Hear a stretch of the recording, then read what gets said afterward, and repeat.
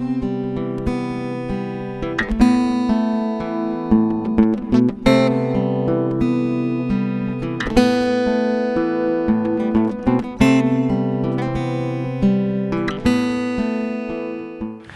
welcome to Area Artist Showcase. I'm your host, Heidi Naramani, and this week we have Kirk Williams. Kirk, I have lived in Fergus Falls for 10 years, and I think I've heard your name for at least 9 of those years, and I've seen your work in quite a few places, so it's an honor to have you on the show today. I've been doing art in Fergus for a long time, which is okay. I wish I were, I'm one of these people who wish he was someplace else, but Fergus won't let me out. I've been out on the West Coast and other places, and it keeps the rubber band effect, pulls me back. And I found that Fergus is an awesome place to study and work art, and I'm still here. That's the general consensus for most of the artists that have been on the show. So Fergus Falls is renowned. I'm not the only for the one? art. No, nope. Oh, come on. Actually, we were thinking about renaming it Kirk Williams Artist Showcase. Ta-da! Ta-da! Ta-da! Here I am, folks. Are you from Fergus? Where are you from? I am from Fergus. Born and raised? Born and raised. Went to high school here? Yep, I did. I left Fergus right after high school. I went out to the West Coast, got re-educated in the 70s. And by Seattle, Washington. It was a wonderful experience. That's where I kind of started doing my little drawings and stuff, and entered into commercial art school to do illustrations. And then after about a year and a half, I was accepted at the Minneapolis College of Art and Design, and went there and studied a lot of illustration and everything that came my way. It's like Minneapolis College of Art and Design just kind of took the boundaries off of art. I was going there hoping they were going to teach me how to do art. And what they did was expose me to all this stuff that it was like unbelievable history, and art had boundaries for me at that time. Art was on a piece of paper. They kind of took it, and it went far beyond even to conceptual art, which is something new to me. So it was awesome experience. And you were formally trained in Minnesota and then in California as well? Washington, sorry. And then Minnesota. Okay. And then I came back here to recover from school and never left. I did a lot of traveling back in the 80s and 90s and stuff, but I always came back to Fergus because it's low key. It's a nice place as an artist to work, and the surrounding areas is very crucial to my work. Just being able to go out of town in 5 minutes and being in somewhat paradise, rolling hills, trees, birds, pterodactyls, fossils. This place is full of fossils, okay? And living and dead. And so I chose to stay here, and I'm glad I did, because it kind of gave me this, not only a studio, but a kind of atmosphere to work in. It's a reciprocal relationship in that you're getting that from your relationship with the community and the area, and at the same time, the community in the area is getting that from you. Oh. You've been so long integrated as an artist in the Fergus Falls area that... Well, there are other artists that go far beyond me. I mean... Well, right, but this show is about you, Kirk. Oh, it is? This episode is about you. Okay. Yeah, thank you. Okay. So when did you start... Is all of your work pastels? No. What else? What other mediums have you worked in? Well, I started with drawing, illustrating, inkings and stuff, and I wanted to design cards and do actually medical illustrations at one time, and I wrote a letter to Jacques Cousteau wanting to be a marine illustrator. Dear Jacques. And I think I spelled it like it looked like Jacko or something. And he never did write back. Not sure. And I sent it. It was some address in France. And I said, the Calypso address, which is a ship. Mm-hmm. So anyway, I didn't hear from him. And I was heartbroken. Anyway, I had big ideas, and basically what had happened is after I was done with school, I came back here and became a basement explorer of art, doing my, just exploring some things, and just really enjoying it. So when did you start your drawings? How old were you? Give me an age. When drawing really took over was at school. In high school, I drew on the desk because they were wooden. Nice. And I did a lot of sanding after school for detention. And I'd find the desks that I had drawn on, and I would save them. I'd push them over to the corner and stuff. And I thought they were interesting. They were just not. So eventually there was just a Kirk Williams. Yeah, someplace there are, and they're very valuable, I hear. There are drawings of my head, drawings on stuff, on school stuff. Anyway, back to drawing. Drawing was like the fabric and the foundation of my work, and I got into illustrations and stuff, and then started working with pastels. I was doing oil paintings for a while, but pastels gave me this freedom of doing exactly what I wanted to do spontaneously. And you don't have to be as calculated with pastels as you do with oils. Yeah.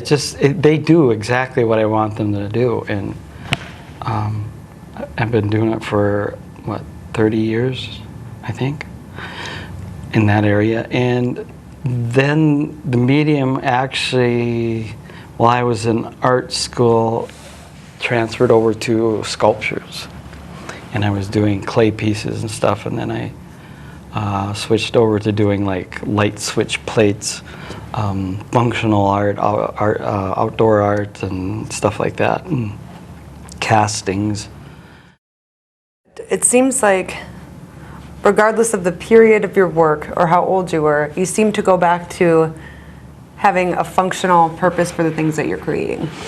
It's kind of a dance. I see a lot of the stuff that you have is very just purely for the aesthetic value. Like you said, you came to a point in your life where the boundaries were taken away from what art actually was, but something kept pulling you back to having to have a function, like the light switch covers or the medical transcripting. Yeah. So explain this dance a little bit between, is this like it's called, there was a movie made, The Man with Three Brains. Actually, I have sculpture, but then I have another sculpture and then the two-dimensional art. And the thing is, I was looking at that time in the early 80s for functional stuff because I wanted to do the art show thing, the circuit. And I did it for probably 2 years. One, I did quite a few shows, and I never did another one in my life. It was, I can't take that. It's like, I have some artist friends that do that circuit, and it's rough, but it's demanding. It's very demanding. I don't travel well. Suspended animation would be great for me because then I would probably do more of it. But I did do the circuit for a little bit, and it was fun. I learned a lot, but it was like, do you have this in pink? Do you make flamingos? Yeah. So the functional art thing. And you're like, I'm an artist, not a mass producer. Don't mess with me. And then I had several people come into the booth that scared the crap out of me. This guy, he was in Army fatigues. And this was my first show. It was going good. People were coming in. They liked to meet the artist, and I'm yada yada yada. And this guy was sitting there at attention, and he looked at me and he says, "Is this your work?" I says, "Yes, it is. It's very nice. You have quite a talent, but I have to tell you something. It looks like a rendition of Sodom and Gomorrah, and I want you to be careful." And this guy, all of a sudden, just I got chills up and down my spine, because he was standing at attention. He had this army thing going, and he was telling me, that the devil could be using you and stuff like that. Anyway, I tracked these people. This isn't the first time. And I'm just, oh God, please don't. But anyway, there were a lot of unique things that had happened in the show, but I burned out real quick. I just didn't want to do it anymore. So the functional art thing went out the window. And then I got into assemblage art, which is using antiques. I bought a house, a Victorian house, and after my kids left, I filled up every room, space, nook and cranny with antiques. Didn't know what to do with them, because you get there, you go to the auction and you get, yes, I got it, you bring it home and you go, oh God, now what? Anyway, there's no cure. Well, you can treat it, you just can't cure it.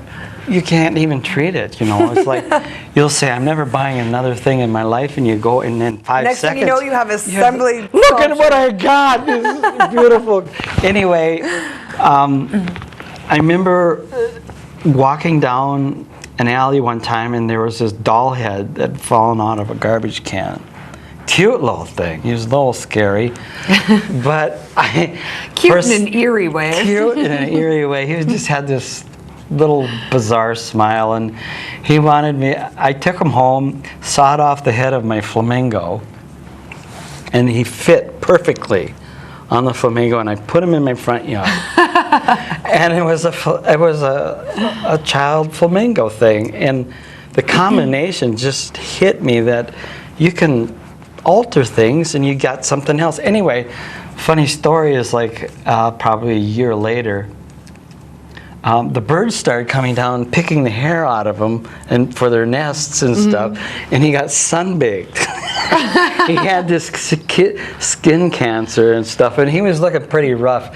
But anyway, one time I got up and I heard a bunch of people talking outside, and I peeked over at the shade, and here was these car full of this family had stopped and seen us, and they were hovered around this flamingo baby, and they were just laughing and just having a good time, and I thought, I like that. I like that, because their car wasn't even all the doors were still open.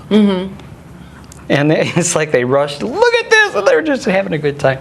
So when I went, I started buying doll heads, basically, and I don't have any fetishes, but I started buying antique stuff and then putting things together and creating my own life form, kind of, and putting lights on them, or doing collages inside of jars and filling them full of mineral oil, which magnifies and brings out the colors and stuff. And I have a show down at the Cadets, and I was very taken back as to the reception was very good, and some of the stuff is a little bit strange, but people like it, so I enjoy it. I wonder if some of that, your love for antiques and using those in your work is somehow subconsciously related to this functional approach that you took a long time ago. Some of the stigma that you got from people when you were sitting in your booth, like the guy that came along and said the devil might be using you. Do you get a lot of that as an artist? I would imagine that stigma is very much in your face when you present your things publicly. You're a sick man. What's wrong with you? I take people down to my studio, and it is, I'm so used to it. But when I go down to my studio and pretend I'm somebody else, oh my God. There's a line of people and dolls and things looking at you, and I've had people say, boy, this is really scary. So there is that thing, but you know, the overall thing is they like that fear. They like that. It's such The an authentic reactive thing, feeling. yes, it's scary. This doll's looking at you, but remember, folks, these dolls were played with by our grandpa and grandmas, moms and dads. And they were hand-me-downs from torturous little hands for a long time. I took them out of that cycle and put them and gave them purpose. A doll without a head is a very sad thing. But you get a mechanical body, or put a doll, you know, on a fish, doll head on a fish and stuff, and you've got something that, you know, something totally new life. New life, yes. The symbolism. Yes, the symbolism. Symbolism. I was going to ask you about the symbolism in your work, actually. You mentioned a Well, fish, there's and I was lots gonna of ask- hidden meanings. There is, and yes, it's this authenticity that I'm seeing with your love for antiques and using that in your work, and some of these just very strange and eerie reactionary things that you're going for when people get the view your work. eerie thing? Do you get the doll area? Did Doll- you read? Did you know? Did you not see? I like that. That sounds like Doll- the name of a great band. Doll area. Well, this is. I have. When you walk in, there's a disclaimer. Charlie McCarthy's is sitting inside of a Fergus Fall rolled Warning, oats. may feel strange. Yeah, well, it's kind of a warning. Please, I understand that some people are very, very scared of dolls, and I've had people just freak out. Some people have had nightmares and have told me about it. You know, I was in your house the other day, and I had nightmares that night. But anyway, it's not meant, I'm not trying to freak people out, but anyway, I was in contact with the Smirnoff Institute in Sheboygan, which had done studies on doll area. And at the show, there's a small little exercise that you can do before bedtime to help to disintegrate that fear so that you won't have nightmares. And it's Other than just not owning dolls. yeah, well, it's just for the show. Actually, it's Okay. It's a show. It's right behind Charlie McCarthy. It's actually a page out of a medical book, 1890s, and little rope tricks on tying up your legs and stuff to get the function and stuff, and so you don't have these nightmares. But still, I've had people go in there, and these are the most interesting ones where they go, "Oh, this is so scary," and it's not meant to be scary. But I had people come up and said, "Thank you for doing the show, because I see so many things I used to play with when I was a kid, or my grandma used to have that," and they start identifying with it. But another thing that I've done with this is I've used humor. Somewhat, I call it the parade from the far side, actually, because Gary Larson, the cartoonist, is one of my heroes. And he's taught me how to... That doesn't surprise me at all. He taught me how to do creative captioning, which I have a piece down there that I think is very good as far as the captioning. And creative, you know, naming things. And you kind of do... I learned from several artists. Renee Magritte, who was a surrealist in the early 20s and stuff, and he would do creative labeling with his. He would name his piece, but the name had nothing to do with what was in the art itself. So The interpretation I get of your work is when you're integrating these things that are very symbolic of people's past and their upbringing and their childhood, and you're pulling the strings of association in people's minds with a very strange and eerie approach. the strange and eerie thing, I think, is something on your part, because I've had people... Regardless, there's this very heavy nostalgia in your work. Yes. Would you say that? Nostalgia is my theme. I love nostalgia. Really? Okay. Well, you've done a great job of I love nostalgia. That's but how I the interpret eerie the word. thing is the viewer's problem. It is. That is It your is. problem. It is, And if entirely. you need help with it, you better get help, because it will go into other things in your life. So, anyway, maybe I can cure you is you go The back antique support group could probably no, you refer go you into to- you go into and look at the parade and talk to some of these people, Mm-hmm. these dolls. You probably will get this relief of, they're not so scary after all. In life, there's a lot of scary things out there, okay? These are inanimate objects, folks. They're not real. They're glue and they're wired together. And yet they take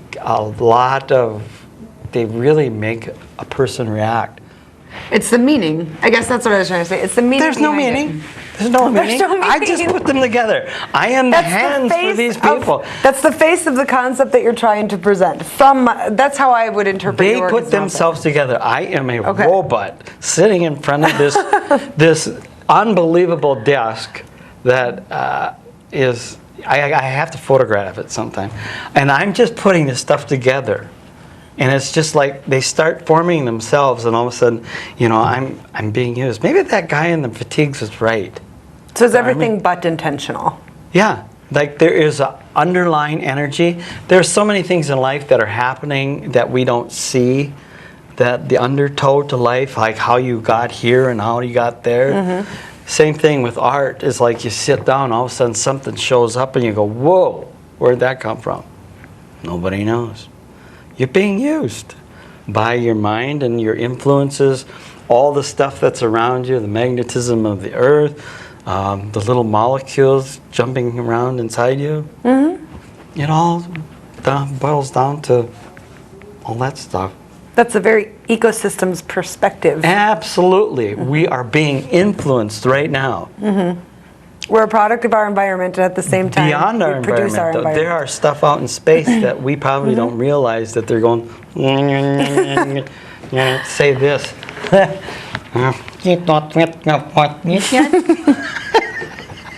I'd like to take this time to introduce myself. My name is Zeltron. Let's talk a little bit more about the symbolism in your work. I see fishes. Lots of symbolism. Consistently. Yes. I see some of the same symbols, and it's a Kirk Williams language to the viewers of your work. So deconstruct a little bit of what those sentences are in your symbolism. What do the fish represent? I have no freaking clue. Well, that's helpful. Okay. Like I said, I have the pencil, I have the paper, I draw it down. Your mind is like working above you a little bit on the psychological. And why does this come out? The fish is very representative to me of many things. Spirituality, water, mystery. Because the fish is always out of water. Now, how is that? Because you can do that with art. You can do things with art. You defy the rules of reality. Defy the rules of reality, which I did not invent. There are many, many, many artists before me that have done it. One of them, who I study, is Hieronymus Bosch, who was 1400s and early 1500s. And this guy is far beyond what we do. I mean, he's doing these people riding in glass balls and stuff, and all these little creatures running around. 2 ears that are on wheels with a knife sticking out of the middle of it. I question. I'm wondering what is creativity? Is like all you have to do is figure out that there's no rules, that there's no bounds. I can put a fish looking outside a window. I can take a person that's walking down this path, and in the back there's a little door with bubbles coming out of them. What does it mean? That's not the point. It's just that I thought of it, and it's there, and it works. I really, really like that attitude, and I think a lot of people miss that about the production of art, making art. People forget that. I've met a lot of people who have this very snobby European attitude towards art, such as anybody could create that. That's so absurd. That's so obnoxious. You hear a lot of things like that about, and I would imagine people have said that about your work. I'm sure you've gotten that before, but no. I hear that a lot when it comes to modern art. A lot of people say that I've hit, they've been eliminated, actually. So don't say anything like that. Okay. But I run into people often that are, after Impressionism, I think I kind of fell off. They really don't appreciate some of the newer, innovative things that artists have done. Like, how do you pronounce his name? I can't even pronounce it. 1400s, 1500s. Bosch. Yes. He pushed those lines. He pushed those He pushed lines. people. But here's the thing with him is he had money behind him. Had he done this and came from the pauper end, he would have been burned at the stake. Believe me. Art is so bizarre. It works one way, one over here, and then they will, take forks and torches on this side of the world. The thing is about people, yes, have boundaries of art. They have boundaries in religion. They have boundaries in lifestyles. We have boundaries on how we're supposed to act. And the thing is, art is where we don't have to have We get that. to throw all We can that do out the anything window. without harming anybody, and maybe upsetting them, which is you create the. If you can have somebody laugh, which is what I learned from my assemblages, people are laughing their butts off. And just I was getting phone calls and getting messages from people saying, God, that was so hilarious. And it's like, teaching people probably to just relax. There are no boundaries. And the one story that hit me really big when I was going to school was this teacher of mine was a kinetic sculpture person, and I had never heard.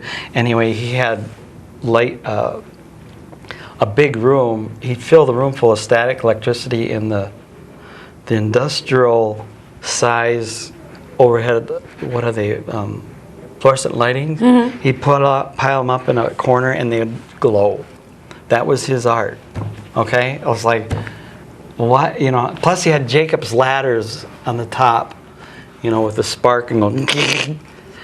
And then he had a Kleenex box, which is a little fuzzy thing. You put your hand in it and it would go. Anyway,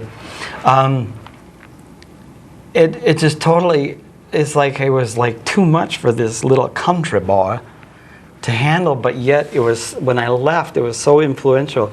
He told me about this guy named Marcel Duchamp and the Dada movement at the turn of the century, where he claimed to be a sculptor, and the Paris exhibition 1909, he put a latrine, and he signed it Armut. And people got totally upset. I mean, it just totally shook. The thing is it shook the world. It shook the art world in that era. And they said, what the heck are you doing? It says, well, it's not, who's Armut? It's not even your name. He says, the point is, it's not who did it. It was the thought. He took this thing and put it in a place that it didn't belong. And it became something else. And I carried that with me to this day. And the Dadas are misinterpreted often. I think people see the work of the Dada and they think it's they think the Dada movement was mockery, or that it was satire, or it was a way to question where has art gone in a very we want to destroy the foundations of art as we know it, and this is what we want. They're not doing that. They're just saying, hey, we want to do this. They would make these machines. They would make these huge construction things that would destroy themselves within minutes. Yeah. Beauty, entertainment, laughter, noise, the whole thing. I mean, wonderful. I want to do that someday. It's just, I have this thing about rockets, and I've learned very well to be careful with explosives. So anyway, I've destroyed anything. Okay, this has a lot to do with art, by the way, is how to think, how to create, if it blows up, it's still a success. And the moral of the story, if it blows up, it worked. Anyway, how did we get this far? I don't even know how we got here. Where are we? You have work at the Cadets. Yes, I do. And Please your go. assembly work at the Cadets will be there until November 20th. November 20th. Go, have fun, laugh, enjoy. That is my payment.